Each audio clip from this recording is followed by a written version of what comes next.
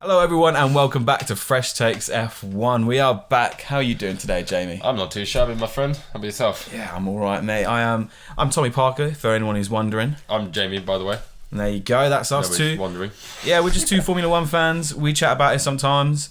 We don't really know what we're talking about, to be honest with you. We educate each other here and there. We do. And that's the main thing, really. Yeah, we do our research. We keep learning. A little bit. Sometimes. Yeah, so hopefully we represent the common fan. And hope you guys enjoy. Oh, I messed that up already. But don't worry about it. We'll keep going. Right. Keep it going, man. Keep it going. I don't really care We've enough. got too much stuff to get through. Yeah. Hopefully. 3 weeks of news, Tommy. Hopefully you enjoy, which is what I tried to say earlier. That's the one. Yeah. Here we Hope go. you enjoy. So what's happened since the last time we did this? The last time we did this was actually just after Bahrain. We did record something, but I just didn't do anything with it. Bahrain. So, yeah, it's been a little while since we did a It's like podcast. last season, man. It does. Honestly, It's been 3 this weeks break already. has been so long. Crazy. We've got one more week. It feels like the end of a season. Yeah, We thought it was this weekend. It's been so long that I forgot the other races happened at this point. It's crazy. Actually unreal. Australia. And That was so long yeah, we had ago. Australia, we had Saudi Arabia, all since we did the last What podcast. happened in Jeddah? I can remember Australia. Do you know what? The only thing I remember from Jeddah is the TV coverage of them showing us Lando Norris, Oscar Piastri, and Logan Sargent all battling for like 15. Yeah. That is all I remember now from Saudi Arabia. That's all they showed, I is think. that. That's Yeah. all they really showed. Yeah. That's, you know what I mean? Like, what else happened there? Not much this time I think around. Verstappen just won, right? Yeah, just... Oh, yeah. no. It was Perez. It was Perez. Yeah, Perez won. yeah. Street circuit won. king, my and man. we thought he might actually have a chance this year. Yeah, because he was actually like 1 point behind Verstappen at that point. Because Verstappen took the fastest lap off him, didn't he? Yeah, I don't know if it was either. Or did of they them. tell I feel like Perez- someone just got it. I don't know. I don't know. But We yeah, haven't researched that. it looked good for a second, and then It did, Australia happened, and Perez just Australia absolutely was went. just nutty though. Apparently, there's something weird with the Red Bull brake, and it's a bit like I don't know, but like yeah, it messed him over on Australia. Yeah. And I just think Verstappen's just much quicker than he him. is just clearly miles ahead than Perez. Or most people. Yeah. Basically anybody in that car, he's just unreal. anybody. Yeah, so, I wanted to say which drivers so far have impressed us the most, because it's not all about Verstappen, it's not all about Perez, But it's all about Alonso. It's all about bloody Alonso. All about Alonso. I'm Because sure. let's be real, Alonso has impressed me the most. He's impressed everyone the most, I think. Like everyone had a mild, some sort of expectation, Yeah. potentially, right? Yeah. But no like high hopes necessarily. Yeah, But well, man's had 3 podiums in 3 races. it is absolutely insane to see the progress that Aston Martin It's have made. crazy. You know what I mean? I saw that post or whatever that they've got more points now than they had the entirety of last season. Yeah. It's been 3 races. It's been 3 races. Like, that is Alonso's insane. 3rd in the drivers' Considering championship. they have 100% of the allotted wind tunnel time as well. Yeah. Because they're just Yeah. they're allowed that. So hopefully this gap that we've had, this 4-week break, has given teams like Aston Martin another chance to keep gaining and to keep getting even better. Yeah. I hope so anyway. Hopefully. Yeah. But there's a lot of teams that just need improving as well, Mm-hmm. just because they've been. Well, I mean, Shit, really. I'll get onto the teams that have not impressed us so Yeah. far, but continuing with the ones that have impressed us, I've got Hulkenberg up there as a Hulkenberg's driver. been alright. Do you know what though? He's been better than Magnussen. Magnussen's been absent. I don't know where he's gone. Been nowhere to But be seen. Hulkenberg has no right putting that car where he's been putting it. He almost got was, 4th place in He Australia. was robbed. Yeah. Actually, was it 4th or 3rd? It would have been 3rd, I think, because of Imagine Alonso being spun by Sainz. Imagine that the first time Yeah. Hulkenberg gets his podium throughout his career, it's with Haas. You know what I mean? Nuts. That's crazy. After Insane. everyone counted him out, Insane. after he was gone for like 2 or 3 years, I'd love that for him. Yeah, I for can't sure. lie. But yeah, he's been really impressing He has, me. I agree. He has no right to be putting it where he's been putting You it. know who but else has been doing alright? Gasly, surprisingly, I think. Oh, yeah. He had a couple of good races, didn't he? I just haven't even thought about him. He started in the back. I forgot which race it was. He started in the back and finished 8th. Maybe in the 2nd race or in the 1st race. The Alpine seem to be like a bit of a non-factor for me though. Like they Yeah. really haven't been doing that much. you Yeah, know? but they haven't been dreadful either. Mid. Very mid. I mean, they absolutely just got in their own way at the most recent race, didn't they? Australia Yeah. just into each other, and Yeah. obviously that was classed as a French racing Revolution, incident. mate. Yeah, I couldn't say that was anyone's fault in particular. No. I think that was a pretty clear racing incident. But I think they've all come out and said it themselves. Like, yeah, no, this is just an incident that happened. Yeah. Don't think this was anybody's fault. Also on my list, I have Logan Sargent. And do you know what? Like in the same way that I didn't know about Zhou Guanyu when he first came in, because neither of them have the most amazing. Whoa! Good catch. Neither of them have the most amazing pedigree, right? No, not particularly. No, so they've not been like the champions. It's not like a George Russell who's won it all. Yeah, exactly. So I wasn't really sure how to feel about Logan coming in, but since he's been there, he's been really impressing me. The fight he had with the McLarens, Lando Norris has great racecraft. We know this, you know what I mean? So for him to be able to putting up those battles, and I don't know, like I feel like points are coming for him this season. He's just got the Williams car keep putting in the work. Good enough for that, though. I think it's improved a lot. How's Albon been doing again? I can't remember. He was running like P6 or whatever. Oh yeah, he was doing really good before he like randomly span out, which apparently was through no fault of his own. Williams have said that it was like some technical issue that made that happen. So that's a bit worrying. Like stuck throttle or something. Don't know. Yeah. Too many revs and then I have no clue, but apparently that wasn't his fault. So crazy. Yeah. Fair enough. So and I think that the Williams is clearly they've taken a direction. And that's the way they've gone. Yeah, and they're sticking to it. And which is fine because you optimise that for the right circuits. Like, I'm fine with that. For sure. So I do think there's no true back marker this year. There's no car that you can say is the absolute worst. Like, and I know you're about to say probably the AlphaTauri. No. But Yuki Tsunoda was fighting for that P10. I was going to say the McLaren, to be honest. Just for like the first two races. Yeah, but they did all right at Australia. Right. I mean, obviously there was a lot of chaos. They regained some points, but they did do all right at Australia. But only because of Australia, it now looks better on paper. And I think Alfa Romeo are definitely looking a bit worse now as well. But I still wouldn't say that they're. I wouldn't say that they're the back marker. No, I thought better of them though. Alfa Romeo. The first race, Bottas got a nice cheeky. What was it, P6 or something? P6 or something. Yeah. And since then they've been silent, mate. Yeah. Haven't done anything. Absent. So. Yeah, absent. So I don't know about them, but I wouldn't say there's any true back marker this year, which is quite nice. No, it's Haas is up there in the mix. The bottom 10 are very interchangeable at the moment. You never know who might just hop into a Q3 or something like that. Oh yeah. At this point, it's quite nice to see. I like to see it. Is that the new regulations playing their part then?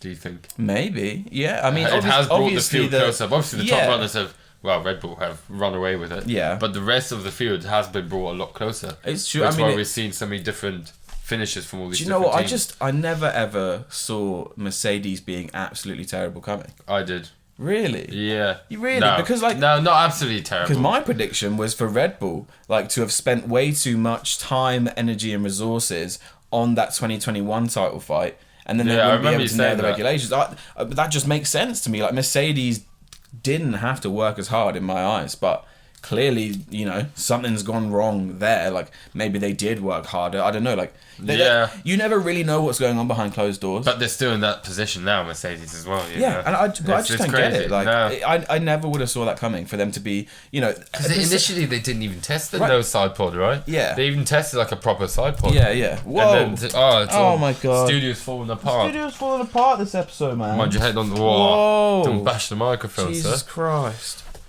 Alright, put that back on. Yeah, we're good. Stay there. But yeah, I know what you mean. They didn't test the side pods.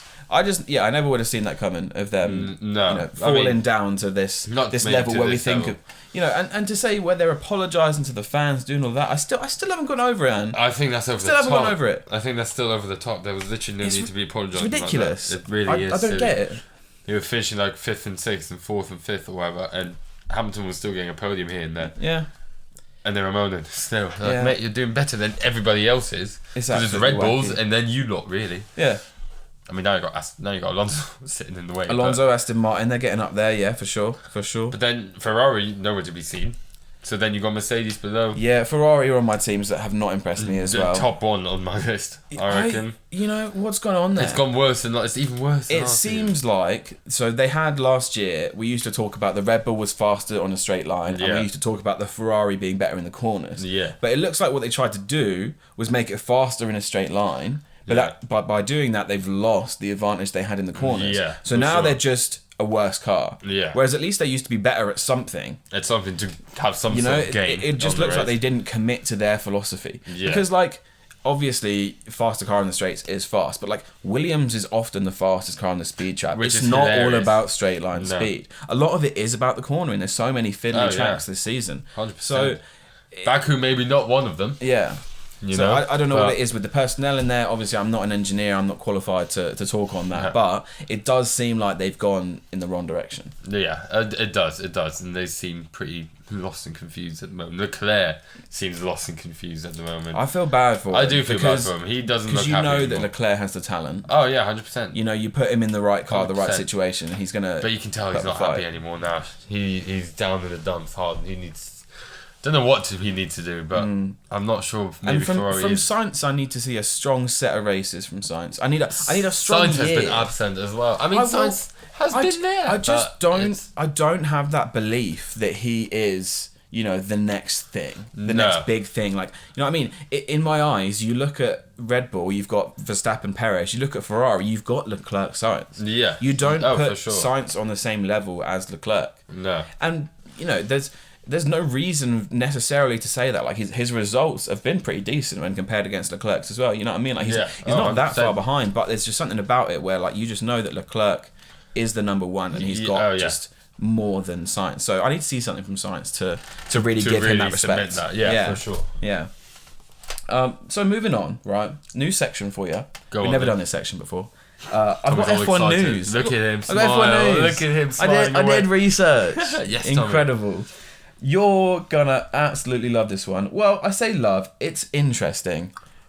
Very strange. Just came out. I saw an article probably just a few hours ago. It came out, right? BBC Sport, among other places, have reported that Michael Schumacher's family are to take legal action over an AI-generated interview. Die Aktuelle, Die Aktuelle. Yeah, thank you. Ran a picture of a smiling Schumacher on the front cover of its latest edition with a headline of Michael Schumacher, the first interview. They used character AI to generate Schumacher's quotes, and he even said things, right? So this character AI said stuff like, "With the help of my team, I can stand by myself and even slowly walk a few steps." What? He was saying all sorts. I saw this. I read this earlier as well. What? It's crazy. The family said they're confirmed to Reuters, a news agency, that they'd be legally pursuing the matter. Yeah, 100%. That is wild. That is crazy. And I don't know in what context they kind of framed it. Like, if they said off the bat, like, this is an AI, this is not real. I think what they done is they said right off, like, at the end of it all, it was like, this was generated by... because that's crazy. Like, my man might not be able to do any of those things. We don't know what state he is, exactly. There's a reason it's all kept secret, you know? We don't know what state he's in. I never thought that AI would come into the Formula One world in that way, but and somebody just... That is a German issue. newspaper making an article. Yeah, I thought that was absolutely wild. Yeah. Like, that is an issue. It is an issue. That's what it is. You can get people it's wild, saying... but it's literally an issue. Yeah, using AI, you can get people to say all sorts of wild stuff. Oh, yeah, 100%. You know what I mean? 100%. And yeah, that's nuts. You know, imagine that's like... And rightly so, they should pursue legal action, though, because it's pretty... Yeah, it's nuts. It's spreading false information. It's on a highly sensitive subject. Yeah, they like to be private about that sort and they of have stuff, been. The Schumacher family, so... I just thought that was wild. Yeah, you know, crazy. The second one is a little bit more lighthearted. So Crash.net published a list of the net worth of every team principal. Oh. I'm going to take you from 10th to 1st. I was going to say, I know who first is. Yeah. I'll take you from 10th to 1st.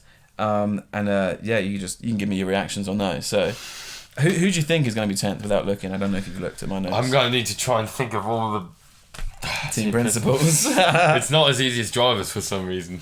Yeah, they're not quite as in the forefront of your mind. No, they're not. And there's also a couple where there's not officially a team principal. No, and a lot of them have changed for this season as well, right? Yeah. I don't know. I'd have to guess who's going to Alfa Romeo? Andreas, isn't it? Andreas is going to Alfa, right? Yeah, he's not on this list. I have a different person for Alfa Romeo. Okay, they have a team representative apparently. Right, that's I what's ain't on going this to be able list. to look this up. Yeah, just go on then. Okay, so in 10th... I know one is... Yeah, I know who. Yeah, in 10th is Mike Crack. Okay. He has a net worth of 800k in pounds. Oh, that's poor. It's not bad. I'd love to keep going on the list, bro, and you'll see what I mean. 9th is Andrea Stella over at McLaren. Yeah. He's got 1.2 mil. Yeah, fair enough. 8th is Fred Vasseur with 2.5 million. That's a big jump, though, isn't it? Yeah, that's a bit of a jump. And then from here, Now we're going to get huge jumps, surely. Well, no, it's quite similar from now on. In 7th is the team representative from Alfa Romeo, which is Alessandro Aluni Bravi. Yeah. He has a 4.1 million net worth. 6th is Gunter Steiner with a 4.1 million net worth. 5th is James Vowles with a 4.1 million net worth. 4th, can you guess, is Franz Tost with a 4.1 million net worth. And then in 3rd, you're never going to get this one, Otmar Safnauer. 4.1? 4.1 million net worth. And then Horner. Christian Horner in 2nd, like 40 million? 41.1 million, yes. And then Toto's just reached $1 billion? He has just reached $1 billion, yeah. Toto Wolff in 1st, a billionaire. Nuts. What a nutty He's on the Forbes geezer. list, Tommy, of the world's richest. He's on the list. Forbes, the official. Crazy, man. Yeah. Shout out to Toto Wolff for becoming a billionaire. Can you give us $1 million, maybe? Yeah. Could do with that. So fix this then, maybe. Yeah, that was the list of those. That's crazy. The jump though to Red Bull and Mike Crack needs to get his money up, man. Dang, he will. I'm sure. Lawrence Stroll, pay this man. You gotta think the incentives Mike Crack is hitting this season already. I suppose, yeah. He's hit already. I'm just saying, Lawrence Stroll needs to pay this man. I'm sure they will get paid at the end of the season, man. They're hitting every single incentive that they possibly could in their contract. Right? They're getting points, they're getting podiums. Yeah. They're getting it all. Yeah. They're gonna get a fat payday this season, all of them. Well, I bloody hope so. I hope so. They deserve it. The Aston Martin campers earned themselves a bloody good payday. And they're always so happy, all of the crew, when you see them. Do you know what they are? It's good vibes there. You know this is the Thai guy, the guy with the giant beard? Looks like a Viking. Mm-hmm. Big guy. Yeah. He's always just having a great time, man. He's got a cap backwards on. The chanting Alonso and stuff. Yeah, you know man. I love him. I love the harmony they got going on. It's a great honestly, sign me up. If you got any jobs going, Aston Martin, I'd love to work. The vibes look immaculate. Makes a great coffee. I do make a great coffee. I thought you were talking about Alonso there. I was like, Fernando Alonso. I know, we're talking about jobs, mate. He's making jobs. He makes a great coffee. I do. Ask his Tommy Special. Among other things. Right. Spin trays and stuff, you know. I spin trays, yeah. We need to get a tray. You need to get Let's do a whole episode where I'm just spinning a tray. And running me through some news. Yeah. Right. Moving on. Another bit of news here. So the race published this fact about Daniel Ricciardo's duties at Red Bull this year. So he is to do a Nordschleife Nürburgring run in an F1 car. Nordschleife, I was close. You were. The first time a Formula 1 car has been round the Nürburgring in 10 years. That's crazy. The last person to do a Nürburgring run was Michael Schumacher, demoing for Mercedes. I think that was the last bit of racing he did before his crash. So it's been a while since someone's done Formula 1 Nürburgring. Just a fun little thing for Daniel Ricciardo to do there. When's he doing that? This season? Sometime this season, as part of his 2023 duties. I just thought that was interesting. Yeah. Moving on from that, nobody's actually. How do you think about Daniel Ricciardo? Because I think we're seeing him a lot this season, still though. We are the coverage, right? And my theory with him, many other third drivers. Yeah, my theory with him is that it's all Max Verstappen. I think Max makes all the moves. No, yeah. Because Max, apparently, Nick De Vries said that, I'm pretty sure Max got him the job at AlphaTauri. Yeah. Because they're like mates or whatever. I guess they're both Dutch. I don't know, maybe. Yeah, and then obviously Max is good friends with Daniel Ricciardo. And I think he said to Red Bull, look, just give him a shot, see how he does on the sim data, all of this bits. Yeah. And if he's good enough, I want him instead of Perez. Because I don't think you can get rid of Perez just on merit, because I think he does well and I think he's very fast. And I think, But I do think that Max doesn't want him there. And I do think that the only other person he would want is Danny Ric. And let's be real, Ricciardo would... Ricciardo would take the position. There's no doubt in that. I think Max the position, knows, as we all know, the position entails, right? Being because Max doesn't want someone who's going to challenge him. He wants someone who he likes. Yeah. You know what I mean? Who's going to help him. Who's going to help him, but doesn't want to challenge him. And there's always that bit of tension between him and Sergio. Just a little bit, just a sprinkle of it. Yeah, and I just think that he wants Danny Ric there so that he can, I don't know, help him out a little bit more. I see that. Be a bit more friendly. That's my theory anyway. That sounds like a good theory, to be honest. I don't think it took much theorising to get there. No, it didn't. I mean, we were saying at the beginning, he might end up replacing Perez anyway. Yeah, and I don't know whether it would be this season or whether they'd wait a bit longer. What's Perez's contract like? Is it till the end of this season? And next season, maybe? I don't know, actually. I can't... maybe it might just be end of this season. We'll have that found out. Either way, it doesn't seem to matter because Ricciardo was meant to be at McLaren for the rest of this season anyway, so... Yeah. Red doesn't Bull really can seem to buy matter. people out of their contracts if they want to. Yeah, so quite easily. It would be interesting to see what happens there. Yeah, for sure. But I don't think they're in any rush to get rid of Perez because at the moment he is putting in. At the moment he's doing it okay. Again, Australia a bit shaky, but as I said before, lot of people apparently, a lot of people were shaky.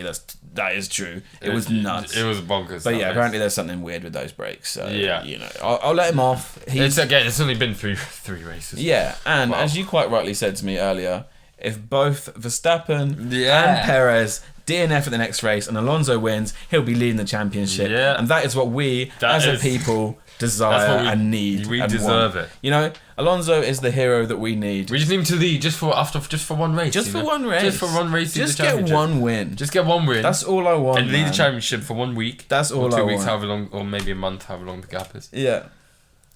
Imagine Alonso leading the championship, bro. Man's 42 years old. I just never would have seen it coming. 42 years I still can't get over Mike Crack needs to get paid. Yeah. Paid. Yeah, he's done well. So crazy, man. Should we move on? Huh? Should we move on? Go on then. I've got Baku here because obviously that's the next race. Feels like it's been an age since the last race, and it's still going to be another week until this one. But there is news, Jamie. I'm sure you know about this because we've talked about it. It's the sprint stuff. Yeah, so excited. I like it, man. I do enjoy it. I think I'll get into my thoughts on it after we've explained the format. Of course. Yeah, It depends. I don't know. I'll tell you how I feel about it in a second. Yeah. So basically, they haven't actually confirmed this yet. I think it's this week that they are looking at the rules and seeing about changing to this specific format because the original announced format that's still on like the F1 app and stuff, if you go on there, is just a standard Friday practice quali, Saturday practice sprint, Sunday race, right? Yeah. But the new revised sprint race format separates the sprint race into its own sprint day. One day, the Saturday is for sprint. So basically, we've got what? Friday, you get an FP1 in the morning, and then you get a quali in the afternoon. So you get that one practice session, and then you're straight into quali. And the qualifying decides the race on Sunday. Yeah. So the qualifying does not affect the sprint race. Right. It decides the grid on Sunday, right? And then Saturday is sprint day. So in the morning, you have a short quali, so a bit shorter than usual. Yeah. And then you have the sprint race. Yeah, and then you have the sprint race in the evening. And then, that quali is for the sprint race, doesn't affect anything else. Sprint race doesn't matter where you finish. Obviously, it does in terms of points. I think they're giving. But it doesn't affect the actual race. Yeah, I think they might be giving like less points, half points maybe. I'm not sure on that one. Yeah. That is something I'm not sure about. But yeah, and then you've got the race on a Sunday, standard rules, everything like that. Procedures.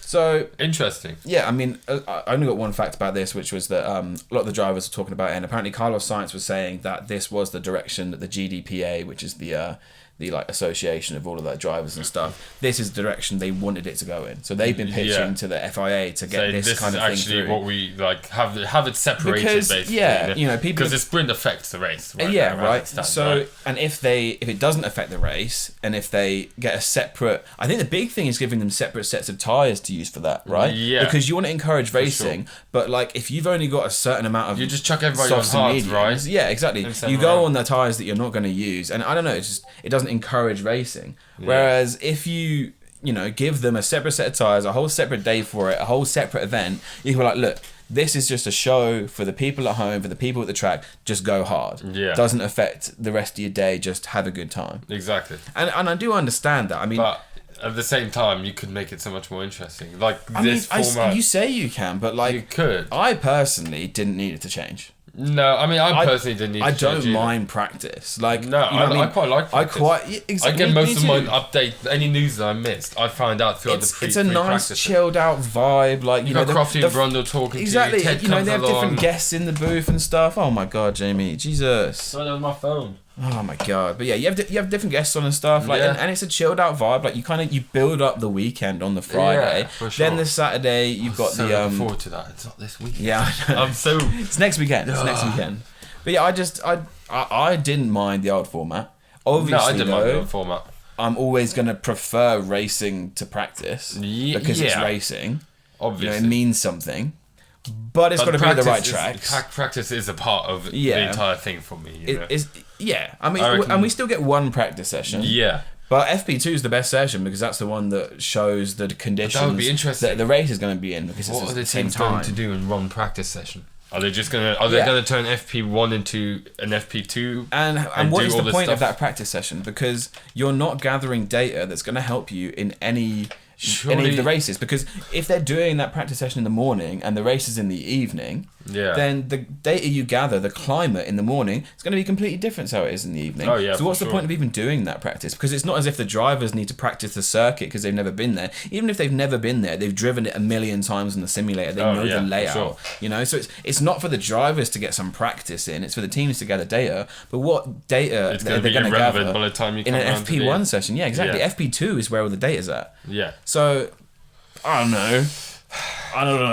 know. We're just viewers, mate. We are just viewers. We can't make these decisions. There's all sorts of things they could do. I was thinking of like little gimmicks. Like I was thinking in the sprint race, you could give an extra point to the person who does the most overtakes. Yeah. To encourage overtaking. That seems too silly for FIA, you know. I was also thinking on a broader scale, you got to change the point system. Right? Hear me out. How far were you going? No. So just on a Sunday, you'd give points 1 to 20. So you'd give everyone points. Yeah. Right? Just, I don't know, because, right? And then on a Saturday for the sprint, you only give the points to the top 10 like it is at the moment. That might encourage people to race a bit harder on the Saturday than they would on the Sunday. It would bunch up everybody a lot more. You know? Like, I don't know. I feel like that solves a lot of problems for a lot of people. You know, there's people out there that say they don't want to watch battles for 15th or whatever. Oh, you know, great, though. If they're battling for a point, then it makes it worth it. So if you give points to the whole grid, 1 down to 20, it gives everyone incentive. Yeah. And then you give just the 1 to 10s the incentive on the Saturday, and it makes people be like, oh, right, I need to do even more overtakes, need to do even more, get in the top 10. You know, I mean, obviously that... So I don't think the point system needs changing though. I'm just saying if you want to add a sprint and you want to incentivize overtaking and people getting up there, I'm saying that's an idea you could do. But I'm also on your side. I don't think we need to change it. Yeah, I don't know. But yeah, it seems all way above our pay grade, really. We're not qualified. But we are fans. We've got opinions, to be fair. And we are the kind of people that they are trying to appease, right? You know I mean, they want to give appeased, the fans more spectacle. I mean, I don't know if I need that much more spectacle, but I won't say no to a race. Just don't give me one at Monaco. No, you know what I mean? Just don't give me a sprint race I don't think they're that dumb. I don't think they're quite that dumb. Sometimes they are, but not that dumb. I think with Monaco, my idea for that is just turn it into like a time trial quali event thing. You know what I mean? Where everyone just does like, you know, you go out one at a time and see how fast you can do the lap. You know what I mean? No traffic, none of that. Yeah. Just do that. And that's like a fun thing that we do for like 1 week. Win that out of the grid right now. Right now, obviously Verstappen. Like, you know, he's got the fastest car and he's the fastest driver. Like, and it does everything, fast and slow corners. So, you know what I mean? Not really much there, but I think it'd be interesting. Like, it would be for sure. Maybe what they should do, right, is for 1 weekend a year, we go to Monaco. They give everyone a stock car. Yeah, and the drivers take this stock Formula 1 car out, and then we really get to see them all in the same piece of machinery. It doesn't need to affect the championship, anything like that. Fun. It's just like a time trial quali thing. Monaco on the calendar. Just to keep Monaco there. Kind of time trial. Yeah, exactly. And I think that's fun. Who would win that one then? Exactly. I don't know. I mean, there's some people that say Leclerc is the fastest over one lap. I personally think that Lando Norris is pretty quick over one lap. Alonso is pretty one. George Russell is also though. George Russell's pretty quick. Hamilton's pretty quick over one lap. Like, if it's raining, George Russell's winning that one. Yeah, fair play. But you know, I think that's an interesting way to do Monaco. That is. I quite like that idea. Just came off the top of my head right there, but I think that's quite a good idea, my friend. I quite like that. I approve. So yeah, that was basically it. I don't think I had anything else. Yeah. I mean, there's another gimmick. You could take away points for finishing badly in a sprint race. Oh, that's peak. That would be peak, wouldn't it? That is bottom 3. That would really incentivize people, because what gets people going even more than being rewarded is people, losing your points. You know, having stuff taken away from you. That's depressing. So if you said that like the bottom 5 lose, you know, a point, so 1, 2, 3, 4, 5. Yeah. You know, 15th to 20th. If you said that, maybe that makes people try and overtake a bit more, but yeah, I don't know. But that's another idea. Unfortunate, you know. Yeah. But that was basically all I had on that. So like, I feel like I'd have some. But I won't turn my nose up at this sprint weekend because I love Baku. I think it's a good Baku's track. Insane. Yeah, it's a good track that you can overtake on. There's good racing there. It's huge speeds, man. Yeah, it's just fun. It's just fun to watch. So put a sprint there. I'm all right with that. The only thing is, obviously, it's pretty dangerous track to have a sprint at. It is, and you do go a bit harder in the sprint because it's short laps. You can push a lot harder, and there's less laps that you do. Yeah, that's very true. Do you have anything else that you wanted to add on Baku or any of that? I'll save it for next week. I just want everything to talk about for next week, mate. Very I've got quite a few thoughts, but yeah. Save them for next week. Besides what you already said is if Perez and Verstappen both DNF and Alonso wins, he'll be leading the championship. That's the most important thought to keep in your mind till next week. That is. Let that keep you going. Let that thought guide you. Is Alonso that maybe could lead the championship. In some world, Alonso could lead the championship after this next race. There's a chance. That's what we're going to leave you with today, ladies and gentlemen. Thank you so much for watching, listening, however you saw us. Thank you. Have a good rest of your... What day is it? Thursday. Have a good rest of your week. This might come out any day. This could come out. Whenever I get around to it. Well, now you know it's Thursday that we record this. So good luck, Thank you. Yeah, well, I've been Tommy Parker. I've been Jamie Williams. And we've been Fresh Takes F1. Thank you so much, everyone. Have a good one. Have a good one.